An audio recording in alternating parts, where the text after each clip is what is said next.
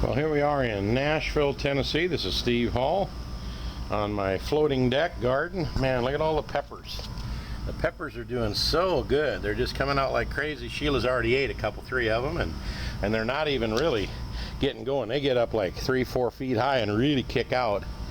And got some other, look at these big pepper plants, how tall they've jumped up. Wow. They just did that like kind of overnight. They were like half that high like 3 days ago. So what I also did is my tomato plants have went nuts this year.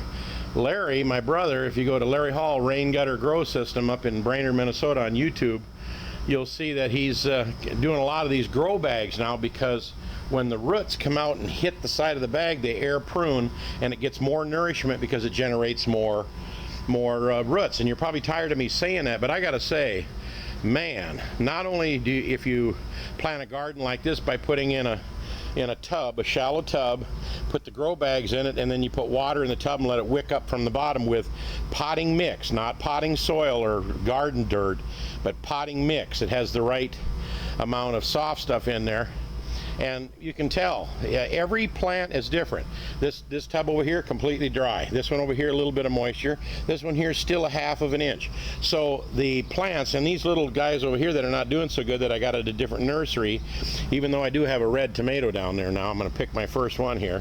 It has a good 1.5 to 2 inches of water because it's not drawing very much. So how would you know how to water your garden other than just stand out there and water it for a while every night after work when it's in the ground? When you plant like this, the plant takes exactly the water that it wants.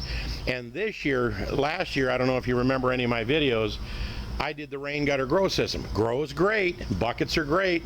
I was going to do that again this year until I seen the grow bag system. And because they get so much more nourishment, I think the roots have so much more freedom and don't get root bound, the plants have went nuts to the point where some of my branches coming out have fell down to the ground. Well, I've got big wire stakes in there, but it's just overwhelmed even them. So what I did is I took a towel and I ripped up a whole bunch of strips about every inch or so. I just took a towel and cut it on one end and just ripped it like you would when you make a tail for a kite, you know.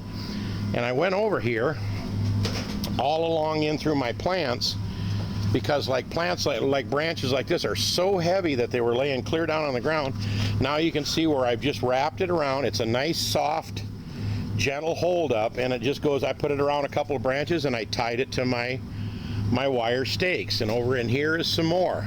It's just a strip of cloth. I just took an old towel that I had at the house I wanted to throw away and made some cuts. Instead of trying to stake it and do this and that, here's one where I started clear in here and I went clear around here. Now I'm not sure how long this cloth will last outside by getting wet or in the rain or rotting and finally breaking loose, but I know it's working right now. So I've got about 4 or 5 of them in there tying up all my branches, and now they're all up off the ground. They're not gonna have tomatoes on the ground, and they're not gonna break off from the weight. So I tied them up with a towel. So I hope that's a tip that somebody can use or try. I'm just trying it for the first year, so I don't know. So, you know, here's a couple of these little tomato plants that somebody gave me just to set out, and one's already laying over on the ground because it's just growing so massive. And here's these 6 more plants in one tub. I have got to get these out of here and transplant them or give them to somebody because they're going bananas, and I know the roots are going to start getting into each other down in the bottom if I don't get them out of there.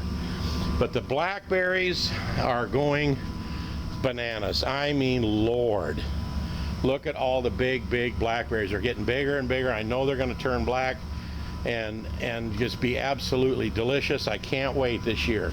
That's going to be the story of the century once I get those. Blackberry cobbler, blackberry pancakes, blackberry jam. I'm going to experiment with everything because I've never had that much fruit show up. And the raspberries out front are doing great. Yeah, you know, the cucumbers are just doing mammoth here. The peppers are doing fantastic. And this is just an update from Steve Hall in Nashville, Tennessee. Again, I got those 2 over there, and they're kind of coming out of the woodwork, and I got these 2 over here at a different nursery. The rest of them, this wall of fame of nothing but plush jungle, all came from Home Depot and Lowe's. So they all had good plants, those Bonnie plants. These, I don't know what they are, but I do have one, my first little red bomber down here. In fact, I'm gonna go ahead and pick him on the air. There we go, little cherry tomato. Just looks sweet. I'm gonna take that in the house and let Sheila slice it and either sprinkle it with a little Splenda and eat it. They're so good. Take them little things and cut them in half and sprinkle a little Splenda on them, or salt and pepper, and they're just absolutely delicious. So there's the first tomato of the year right there. And I know I got a couple of them down underneath here, but check under your bottom branches like I've said before, because that's where they show up first. Don't let them get ripe and get spoiled waiting and looking at the top tomatoes.